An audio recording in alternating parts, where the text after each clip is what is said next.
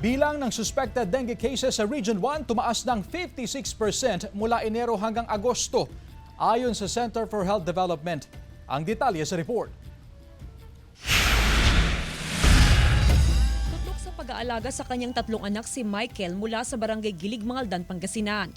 Dahil OFW ang kanyang misis, siyang nag-aasikaso sa kanilang mga anak. Sinisiguro niyang malinis ang kanilang bakuran at malakas ang resistensya ng kanyang mga anak para makaiwas sa iba't ibang sakit, lalo na ng dengue. Para maprotektahan ng mga anak ay pinapahiran pa sila ng mosquito repellent. Lahat ng mga tubig na naiipon, tinatapon po. Lalo na po sa bata, mas maganda po ang matandang matamaan. Pero mahirap pa rin po.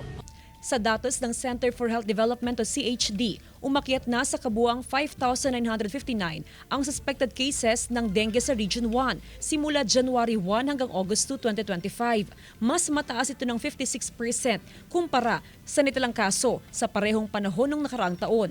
678 na kaso ang naitala sa loob lamang ng isang linggo simula July 28 hanggang August 2.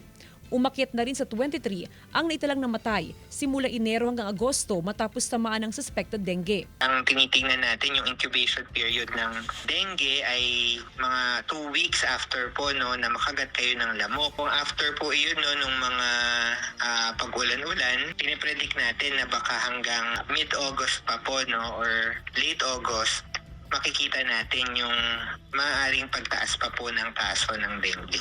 Activated ang dengue fast lane sa lahat ng pampublikong pagamutan sa rehiyon. Samantala, panawagan ng health authority sa publiko na sakaling makaranas ng sintomas ng dengue ay iwasan ng self-medication at agad magtungo sa ospital para sa tamang atensyong medikal.